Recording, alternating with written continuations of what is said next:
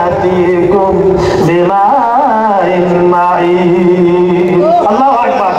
বলে দেখি সবাই, শুকায়া যদি যায় এই জমিনের পানি, তাহলে হেথায় তত নির্ধারা কে দেবে সবারে আনি।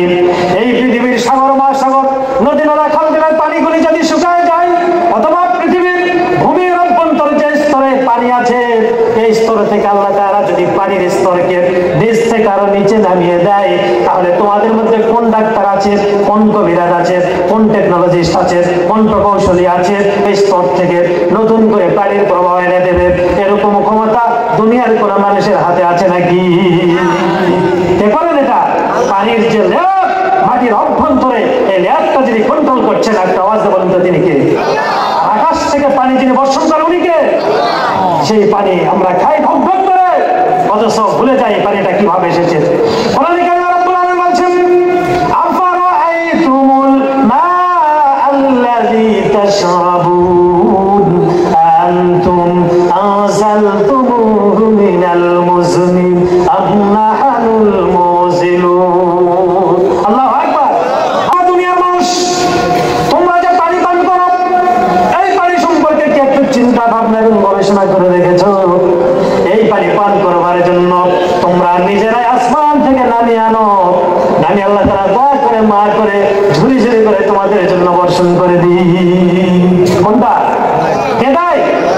অথচ আমরা ভুলে যাই। সম্মানিত ভাইরা, নূহ আলাইহিস সালাম এবার ইস্তেগফার করতে বললেন, সঙ্গে সঙ্গে রহমতের বৃষ্টি দিয়ে গোটা জাতিকে ফুলে ফলে সুসজ্জিত করে ধনে সম্পদে সম্পদশালী করে সেই জাতিকে কনভার্ট করে দিলেন কে? এজন্য যখন বিপদে পড়বো তওবা ইস্তেগফার করবো কার কাছে? আরো যারা বলেন কার কাছে? সম্মানিত ভাইরা, বিপদে পড়েছিলেন হযরত আদম আলাইহিস সালাম। জান্নাতের মধ্যে যখন তিনি ভুল করলেন, বছরের পর বছর কয়েকশো বছর তিনি কান্নাকাটি করলেন।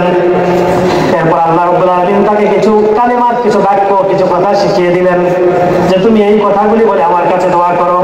হযরত আদম আলাইহিস সালাম সঙ্গে সঙ্গে তওবা এবং ইস্তেগফার করলেন কার কাছে?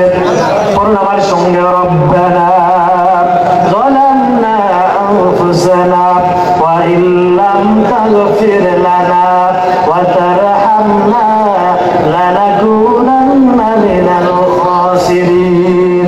আবার বলুন, রব্বানা যালামনা আনফুসানা ওয়া ইল্লাম তাগফির লানা ওয়া তারহামনা লানাকুনান্না মিনাল খাসিরিন।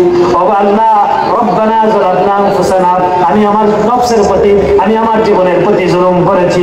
ওয়া ইল্লাম তাগফির লানা, যদি আপনি আমার এই জুলুমটাকে ক্ষমা না করেন, আমার অপরাধকে যদি আপনি মাফ না করেন, লানাকুনান্না মিনাল খাসিরিন, তাহলে অবশ্যই আমি ক্ষতিগ্রস্তের মধ্যে অন্তর্ভুক্ত হব, শামিল হয়ে যাব।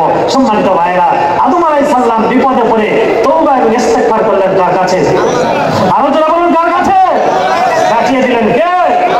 সঙ্গে সঙ্গে রব্বুল আলামিন হযরত আদম আলাইহিস সালামের দোয়া অ্যাকসেপ্ট করে জানায় দিলেন, ফাইম্মা ইয়াতিয়ান্নাকুম মিন্নি হুদান ফামান তাবিআ হুদায়া ফালা খাউফুন আলাইহিম ওয়া লা হুম ইয়াহজানুন।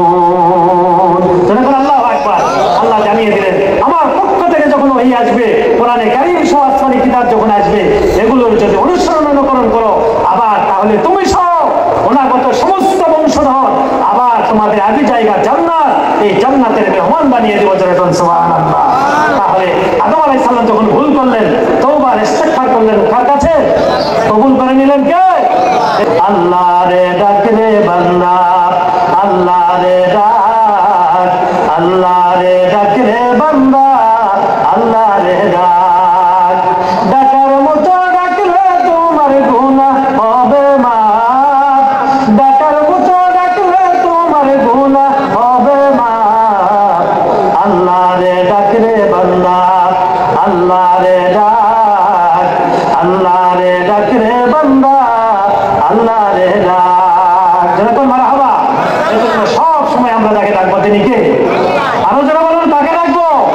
দাঁড়ানো অবস্থায়, শোয়া অবস্থায়, বসা অবস্থায়, ঘুমানো অবস্থায়, সব সময় যাকে ডাকবো তিনি কে?